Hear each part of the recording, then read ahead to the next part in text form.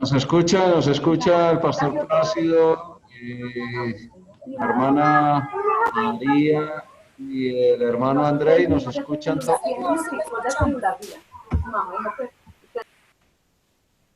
¿Sí nos escuchan todos? Sí, señor. Bueno, muchas gracias. Entonces bienvenido la hermana María, el pastor Plácido y el hermano Andrei. Hermano Andrei dice que si se puede mejorar el sonido, parece que... No, Plácido. Plácido. ¿Sí mejoró el sonido? Bueno, gracias. Bueno.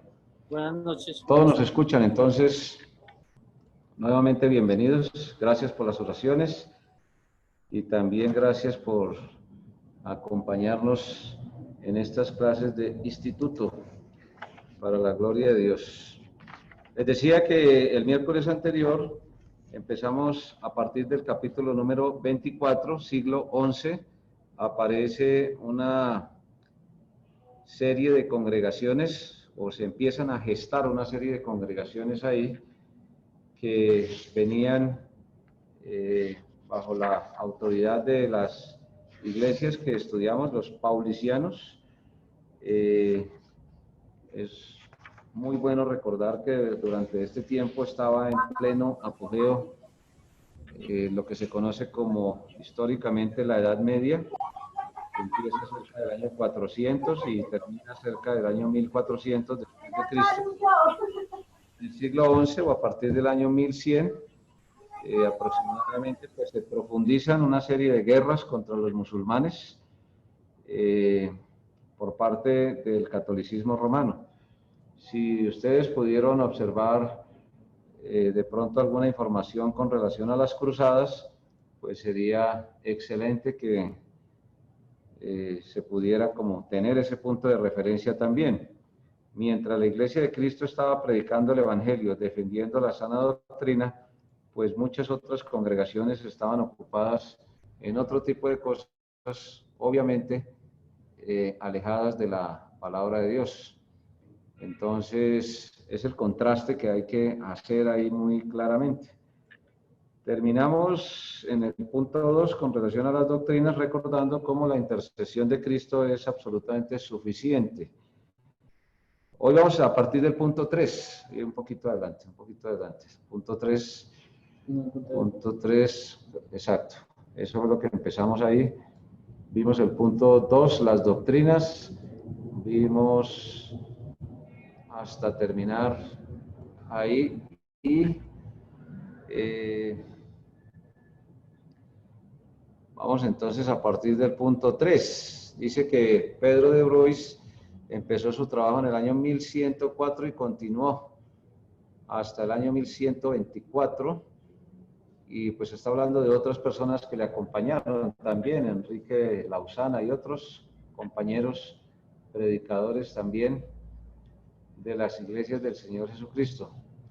Pues si ustedes tuvieron la oportunidad de leer, pues fueron y nos fuimos dando cuenta cómo pues las herejías y todas las desviaciones pues fueron rechazadas pues no solamente por Pedro de Bruys, sino sobre todo por las iglesias del Señor Jesucristo. Recordemos que cada iglesia de Cristo tiene como cabeza al Señor y que todos estos predicadores estaban sujetos. Bienvenido el hermano Manuel también. Dios le bendiga. ¿Nos escucha, hermano Manuel? ¿Nos está escuchando, hermano Manuel?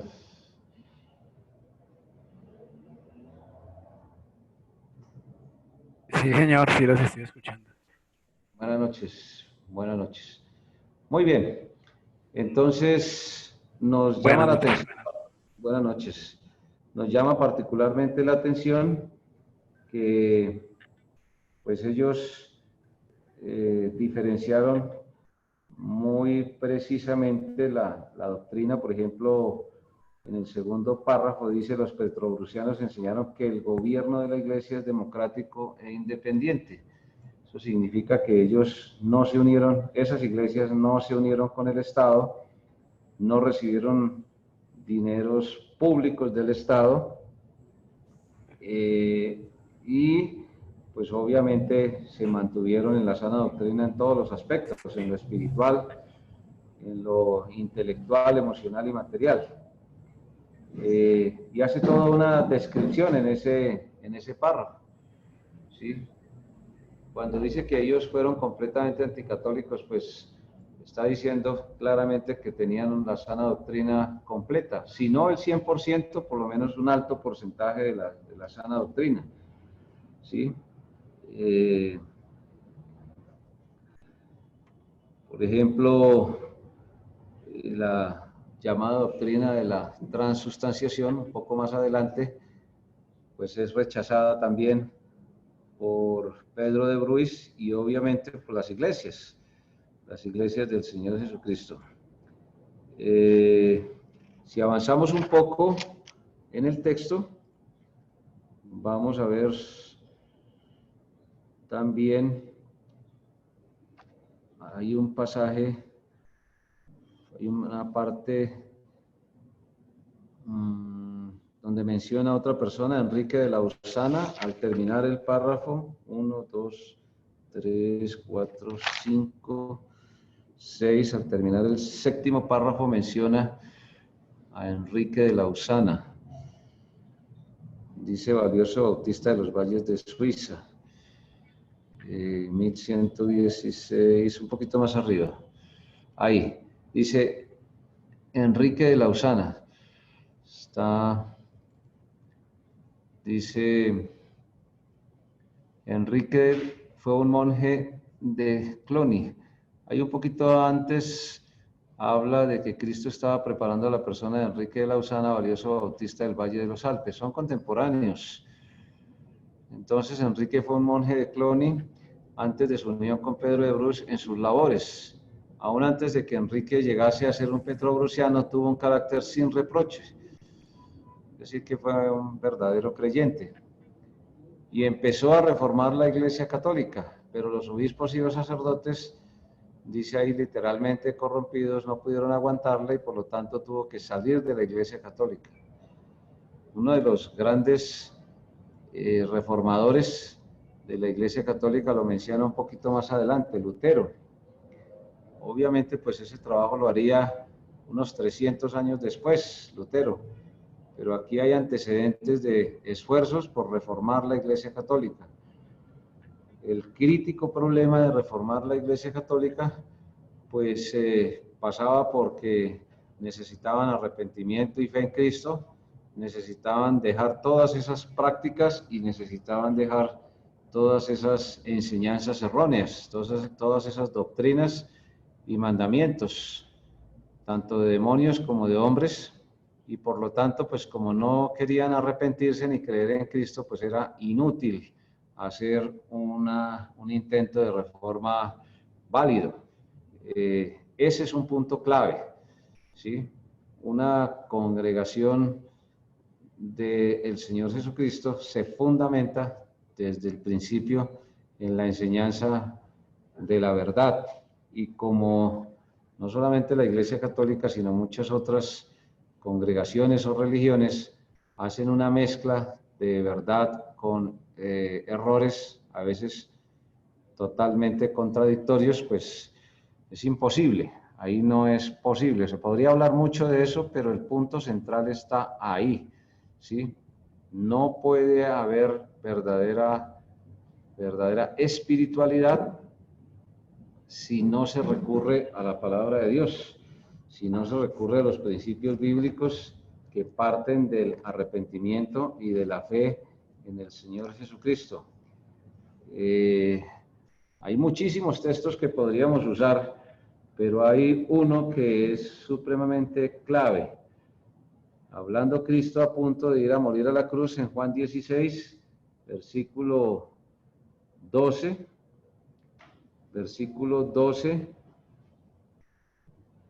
hasta el versículo número 15. Juan 16 del 12 al 15. Si alguien puede ayudar a leerlo mejor, por favor. Bienvenida también, hermana Angélica, bienvenida. Gracias, pastor. Buenas tardes. Buenas tardes, Dios te bendiga. Bienvenida. Ya. Sí, ábrelo.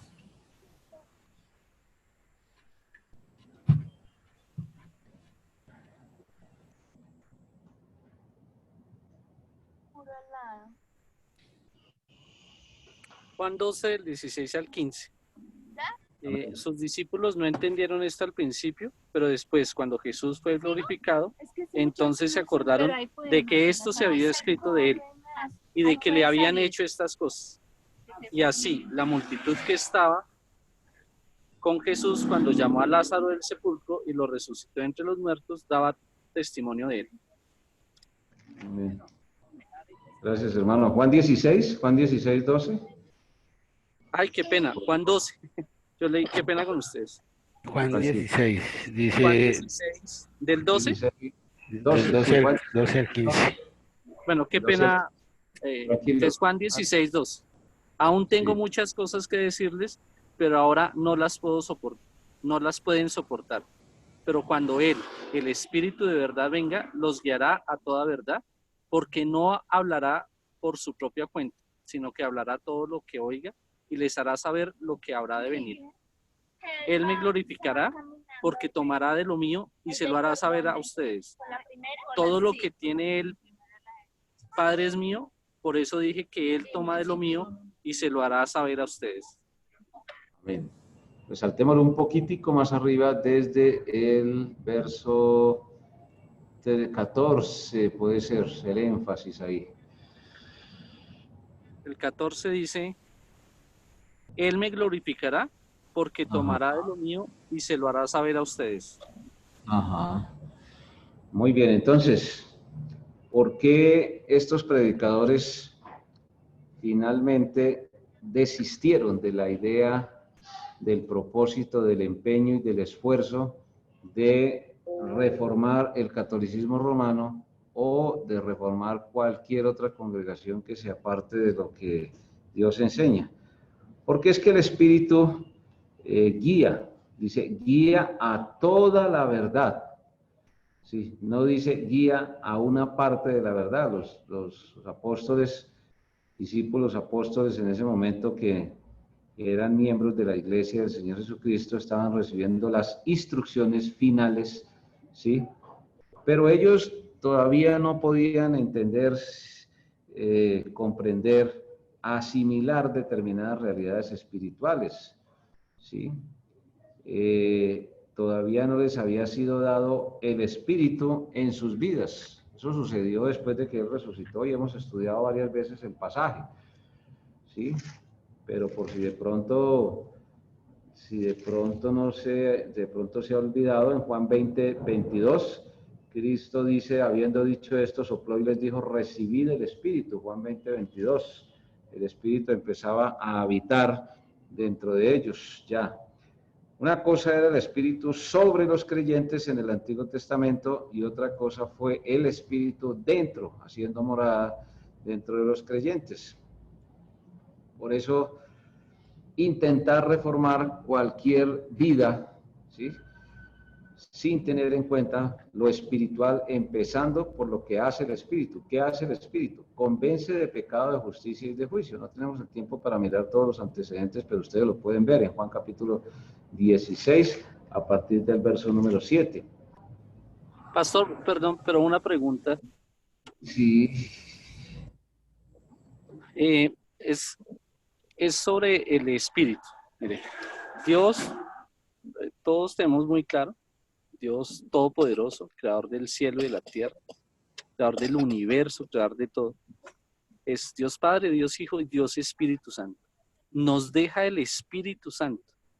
Ese Espíritu, dentro de las cosas que hemos hablado, que hemos escuchado en algún momento en este tipo de estudios, tenemos Él cómo se revela dentro de nosotros. Si Él es el creador de todo, pues Él tiene un poder infinito que está de alguna manera en nuestro cuerpo, no porque tengamos un poder sobrenatural o algo parecido, pero sí tiene que tener una manera de comunicarse con nosotros. Pues pensemos, es el Espíritu de Dios en nosotros.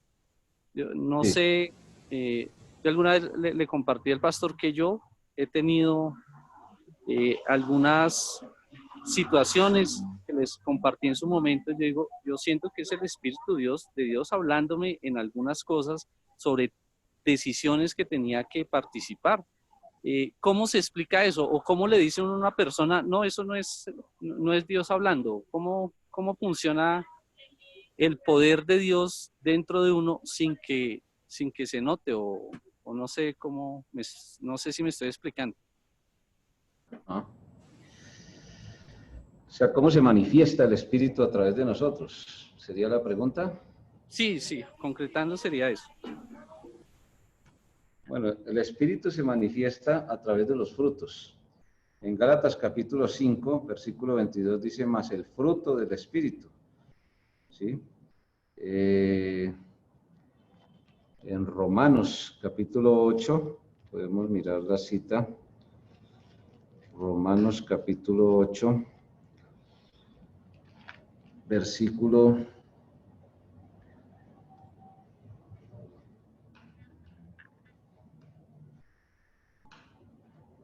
resumiendo, versículo 7, Romanos 8, 7.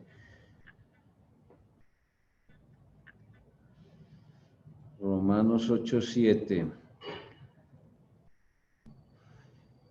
Por cuanto los designios de la carne, ahí la palabra carne, el original griego es sarx, ¿sí? De ahí salió la palabra sarcástico, ¿sí? Por cuanto los designios de la carne, o sea, de los impulsos inmoderados de la naturaleza humana, son enemistad contra Dios, porque no se sujetan a la ley de Dios, o sea, a los mandatos de Dios, ni tampoco pueden. Y los que viven según la carne, o sea, según los impulsos de la naturaleza humana, no pueden agradar a Dios. Mas vosotros no vivís según la carne, o sea, según los impulsos, sino según el Espíritu. Si es que el Espíritu de Dios mora en vosotros, y si alguno no tiene el Espíritu de Cristo, no es de él. Pero si Cristo está en vosotros, el cuerpo en verdad está muerto, o sea, separado a causa del pecado, mas el Espíritu vive a causa de la justicia. Y si el Espíritu de aquel que levantó de los muertos a Jesús mora en vosotros, el que levantó de los muertos a Cristo Jesús vivificará también vuestros cuerpos mortales. Ahí está hablando ya de la resurrección, por su Espíritu que mora. ¿Sí? Así que, hermanos, deudores somos no a la carne para que vivamos conforme a la carne. Porque si vivís conforme a la carne, moriréis, mas si por el Espíritu hacéis morir las obras de la carne, viviréis. Porque todos los que son guiados por el Espíritu de Dios, estos son hijos de Dios. Pues no habéis recibido el espíritu de esclavitud para estar otra vez en temor, sino que habéis recibido el espíritu de adopción, por el cual clamamos, Abba Padre. El Espíritu mismo da testimonio a nuestro espíritu de que somos hijos de Dios. Y si hijos, también herederos, herederos de Dios y coherederos con Cristo, si es que padecemos juntamente con Él, para que juntamente con Él seamos glorificados. Entonces es claro que al Cristo dar el Espíritu para que viviese, o viva mejor, dentro de nosotros, obviamente Él no se va a manifestar como omnipotente, pero sí nos va a dar parte de su poder, ¿sí? Para que nosotros podamos permitir, que nos da la fe, la esperanza y el amor, para que permitamos, es un acto de fe, permitimos que el Espíritu de Dios obre a través de nosotros y ese obrar se evidencia, se manifiesta a través de los frutos en el carácter. Entonces, al tener una nueva naturaleza, pues ese espíritu se manifiesta, ¿sí?, a través de nosotros. No nos obliga, está dentro de nosotros, vive dentro de nosotros, pero a través de la oración, de la palabra de Dios y a través de su acción, pues nos conduce a manifestar esos frutos. O sea, el espíritu, cuando uno ama a Dios, ama al prójimo y se ama a sí mismo de una manera espiritual, moderada, entonces estamos viendo la manifestación del Espíritu. Ese amor, que es el primer fruto del Espíritu, genera toda una serie de expresiones gozo, paz, pacientad, templanza, mansedumbre. ¿Sí? Eso, digamos, es el fundamento de la guianza, porque en el verso 14 dice, todos que son guiados, o sea, dirigidos. ¿Sí? Dios tiene una manera particular de dirigirnos a cada uno de nosotros, porque pues obviamente tenemos el gran desafío de parecernos cada vez más al Señor Jesucristo en lo que corresponde. Entonces, se evidencia, por eso en Mateo capítulo 7 dice, por los frutos los conoceréis. Entonces ya no solamente habla del fruto en el carácter, sino habla de la santidad, habla de las buenas obras, habla de la proclamación del evangelio, o sea, del evangelismo, habla también de los diezmos y las ofrendas. Son maneras en que el Espíritu Santo se manifiesta a través de nosotros.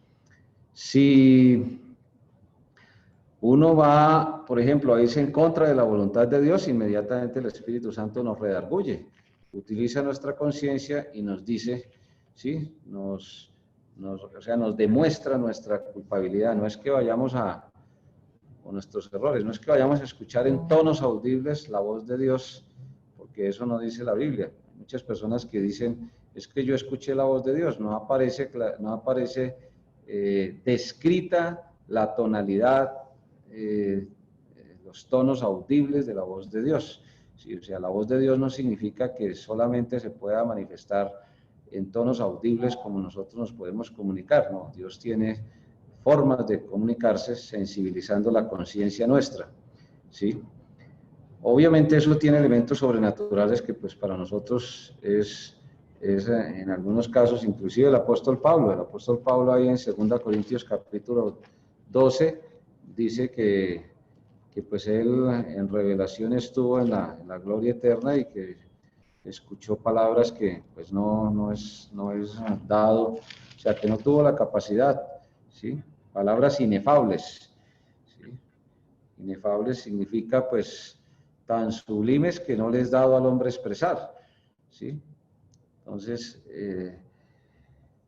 en Cristo nosotros encontramos las suficientes verdades para poder, primero, recibir el Espíritu, segundo, el Espíritu glorifica a Cristo, la enseñanza de Cristo, y fijémonos que los discípulos discípulos y apóstoles ni siquiera tenían la capacidad de comprender realidades como la resurrección, hasta que después de que Cristo resucitó y algunas otras realidades. Pablo predicó sin conocer el Apocalipsis, y uno realmente, hablándolo en términos humanos, como dicen en algunas regiones de Colombia, entre comillas, se le quita el sombrero, porque hoy en día tenemos, o sea, Pablo no tenía la ventaja que nosotros tenemos. Hay muchas partes de la Biblia que Pablo nunca llegó a conocer, y con lo que él conocía de la palabra de Dios, pues Dios lo utilizó, ¿sí? Los discípulos, o sea, ahí vemos cómo Dios, en cierto modo, nos conoce tanto y sabe que necesitamos ir progresivamente, ir aprendiendo para ir soportando, como dice ahí. Hay cosas que ellos no podían ni comprender ni soportar. Era el Espíritu, ¿sí? El que les guiaría toda la verdad, ¿sí? Ellos no podían sobrellevar. Hay enseñanzas, o sea, había enseñanzas que ellos no las podían comprender plenamente porque todavía faltaban, terminar la escritura, y todavía ellos estaban como en un proceso de madurez, ¿sí?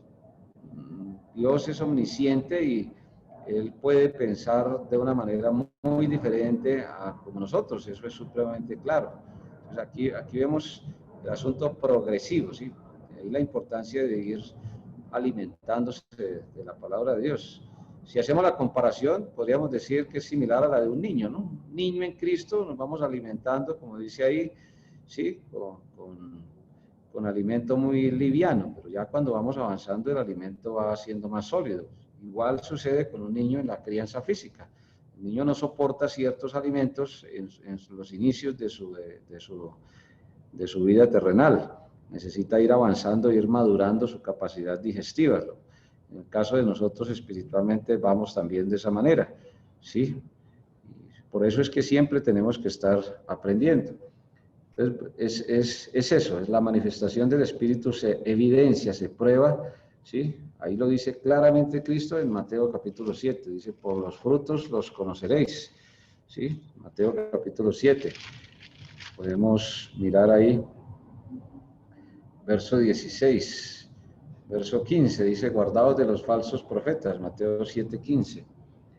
¿Sí? La palabra profeta es hablar en nombre de Dios. Vienen a vosotros con vestidos de ovejas, pero por dentro son lobos rapaces. Si hacemos la comparación ya con lo que estamos viendo de historia de la iglesia en el siglo XI, siglo XII, pues encontramos eso. ¿Sí? ¿Cómo podía, si ustedes se dieron, pues si lograron ver algunas de los registros de lo que eran realmente las cruzadas, pues uno se aterra cómo se usaba el nombre de Dios de una manera tan irresponsable, ¿no? ¿Sí? ¿Acaso no se recogen uvas de los espinos, higos de los abrojos, que era pues un árbol particular de Palestina? Todo buen árbol da buenos frutos, pero el árbol da malos frutos. No puede el buen árbol dar malos frutos, ni el árbol malo dar buenos frutos. Todo árbol que no da buen fruto es cortado, echado en el fuego, así que por sus frutos los conoceréis. No todo el que me dice Señor, Señor. Millones de personas le dicen al Señor, Señor, ¿sí? Pero no hacen la voluntad de mi Padre. ¿Por dónde empieza la voluntad de mi Padre? Lo que mencionábamos hace unos domingos ahí en el mensaje. Pues por arrepentirse y creer en Cristo. Estos creyentes que está mencionando aquí, se mencionan aquí en Historia de la Iglesia de Cristo, Pedro de Bruys, Enrique de Lausana y los mencionados anteriormente, ¿sí? Empiezan y empezamos, ¿sí? Muchas personas dicen, es que quiero hacer la voluntad de Dios. Sí, pues hay que empezar por lo espiritual, hay que empezar por tenerle realmente como Padre, ¿sí? Y ahí hago un paréntesis, muchas personas, con todo respeto, lo mencionan, dicen el Padre nuestro, Padre nuestro que estás en los cielos. Eso, pues hay mucha enseñanza en la Biblia, hay muchas ilustraciones. Sí, es como si un niño le golpea la puerta de su casa, sí, cuando usted abre la puerta le dice, Padre, sí, papá. Sí, lo primero que usted o yo vamos a decir, pero ¿cuándo? Sí, ¿dónde? ¿Cómo? Sí, no, eso es algo que es, o sea, que es muy evidente, ¿sí? Es muy evidente a la luz de la palabra de Dios y Cristo lo explica ahí. ¿Sí? Entonces, hay algunas respuestas que tienen como cierto componente sobrenatural, obviamente. Si se ora por un enfermo y Dios lo sana directamente, pues gloria a Dios, lo sanó, ¿sí? Si usa un medicamento, una medicina, un tratamiento, una terapia, cualquier otro recurso que el ser humano ha descubierto que no tenga ningún tipo de misticismo, ni de desviación, ni de invocación, ni de oraciones, ni de especulación en cualquier sentido, pues son cosas que Dios ha creado, ¿sí? Dios ha creado para beneficio del ser humano y que pueden usarse de una manera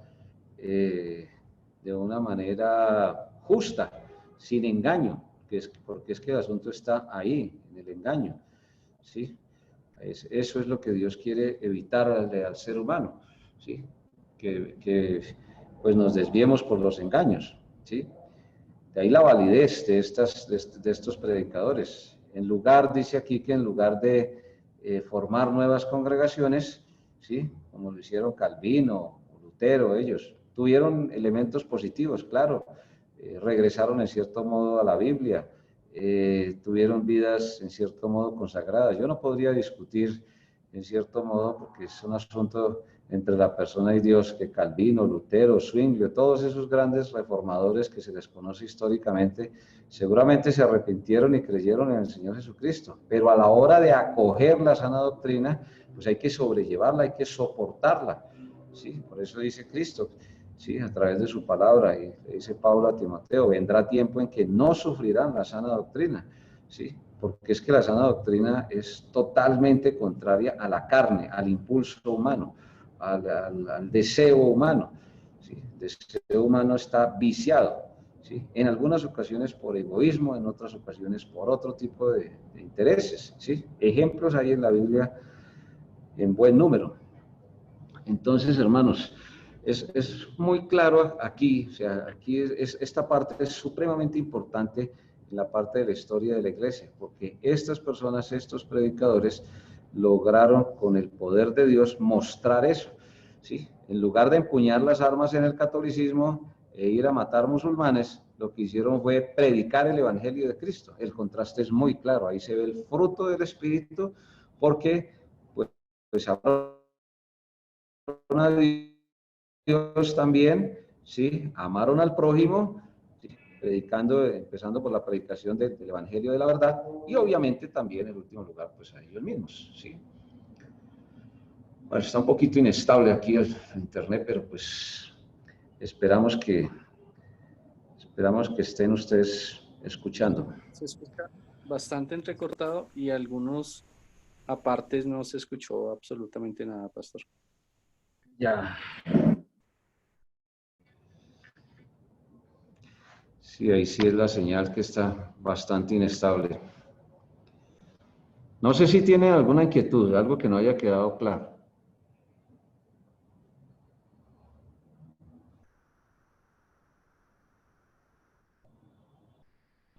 Digamos que en la época apostólica, obviamente, la manifestación del Espíritu, las señales de apóstol, ¿sí? En 2 Corintios 12:12, ¿sí? 2 Corintios 12:12, y ahí quiero hacer una claridad, ya que me acuerdo porque se presta a confusiones. Miremos 2 Corintios 12:12. Con todas las señales de apóstol han sido hechas entre vosotros en toda paciencia por señales, prodigios y ¿qué más? Y milagros, 2 Corintios 12:12. ¿Sí? Pablo está teniendo que exhortar nuevamente, inspirado por Dios, a la iglesia en Corinto. No era una iglesia para nada fácil, pero ya habían ido superando algunas grandes dificultades que ellos habían tenido, sobre todo pues la parte del egoísmo, de una cierta desviación hacia la parte humana, hacia sobredimensionar la capacidad humana. No es que Dios no reconozca en cierto modo que nos da ciertas habilidades y capacidades, pero eso siempre tiene que ser para la gloria de Dios. Ellos tenían bastante dificultad en eso, entre otras cosas. Pero esas señales de apóstol estuvieron claramente realizadas hasta que finalizó la vida del último apóstol para confirmar la palabra de Dios.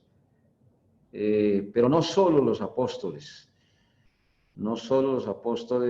realizaron señales, prodigios y milagros. Si miramos Hechos capítulo 6, versículo 8, si alguien nos puede ayudar a leer, por favor.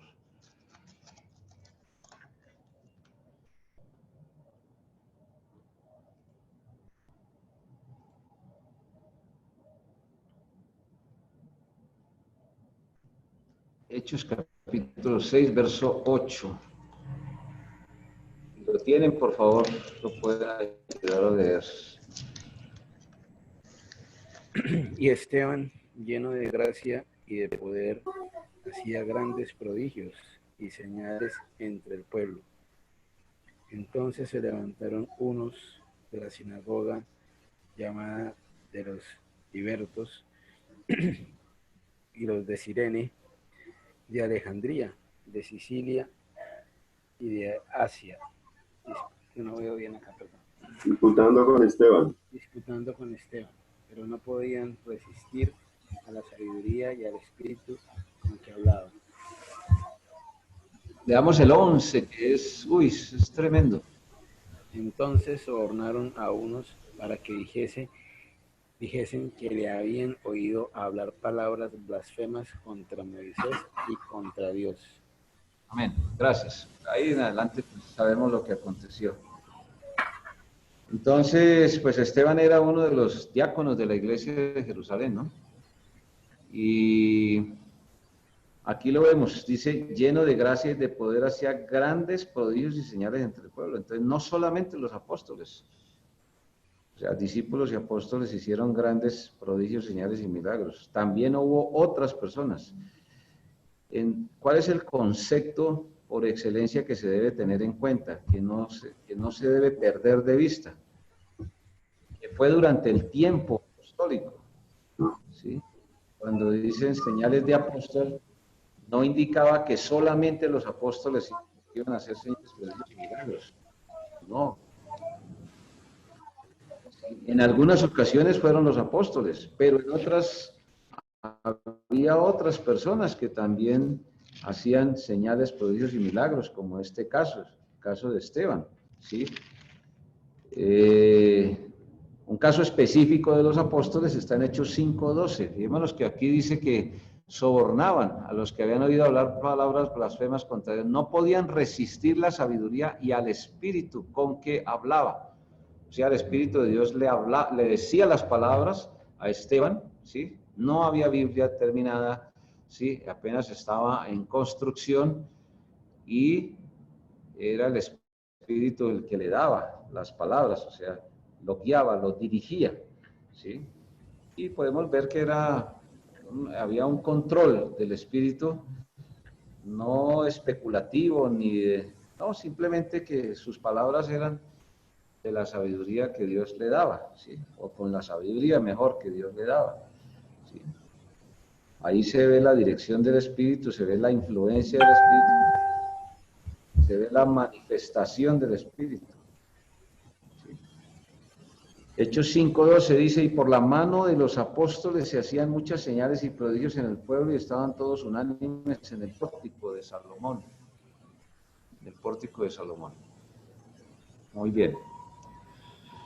Entonces, hermanos, Hechos 5:12 dice por las manos y por la mano de los apóstoles. Ahí es específico, ahí dice claramente que era por la mano de los apóstoles. ¿Sí? Entonces, las dos enseñanzas aplican. Hubo ocasiones en que los apóstoles específicamente hicieron las señales, prodigios y milagros, y hubo ocasiones en que otras personas. Entonces, es el periodo de tiempo en que hubo apóstoles, en que Dios utilizó las señales, prodigios y milagros para confirmar la palabra de Dios. ¿Sí? Bueno, entonces, destacable eso.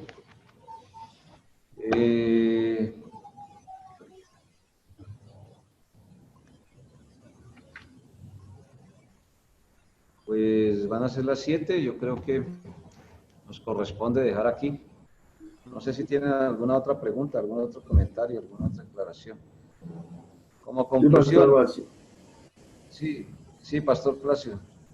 Sí, hermano, para también dar un aporte con relación a la pregunta que hacía el hermano Andrei, con relación a la manifestación del Espíritu Santo. Allá en Romanos habla acerca ahí en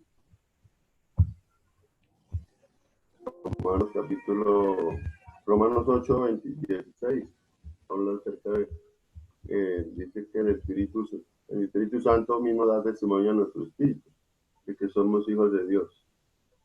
Entonces, la primera comunicación que tenemos es esa, es a través del Espíritu, porque Dios es un ser espiritual. Entonces, se comunica a través de nuestro espíritu, se manifiesta obviamente a través de los dones que Él da a los que estaba hablando ahora, el amor, el gozo, sí, para comentar eso. Sí, los principales dones, fe, esperanza y amor, de ellos se derivan otros de servicio, ¿sí? Y los frutos del Espíritu, ¿sí? El fruto del Espíritu esencial, que es el amor, los otros derivados. Entonces, por eso, millones de personas seguían orientaciones de los líderes religiosos. No eran de Dios porque el Espíritu de Dios guía a Cristo, glorifica a Cristo, enseña de Cristo. Amén. Dirige hacia Cristo, porque es que Cristo es nuestro máximo ejemplo, es Dios hecho humano, ¿sí? 100% hombre, 100% Dios. Cualquier otra enseñanza espiritual que desvíe de Cristo, de la enseñanza de Cristo y de la persona de Cristo y de la obra de Cristo, pues obviamente está contaminada por elementos humanos. Los elementos humanos ahí son totalmente especulativos, ¿sí? Porque es lo que, entre comillas, yo me imagino, ¿sí? Lo que yo pienso, lo que yo digo, ¿sí? A mí no me parece, dice o escucha uno expresiones frecuentes, es que a mí no me parece que tal cosa, no, pues, si el parecer de uno coincide con el parecer de Cristo, viene del Espíritu de Dios. Pero si no coincide, pues entonces no. Gracias, Pastor Plácido. Esa es como la gran conclusión de estos grandes predicadores, por decirlo así, de una manera muy constructiva, pues eran guiados por el Espíritu y los guiaba hacia Cristo, hacia la enseñanza de Cristo. Las grandes desviaciones surgen de eso, de desviarse de la dirección del Espíritu, que siempre orienta hacia el Señor Jesucristo, como lo vimos ahí, es el que guía a toda la verdad. Amén. Bueno. Entonces, pues, con el pastor Plácido.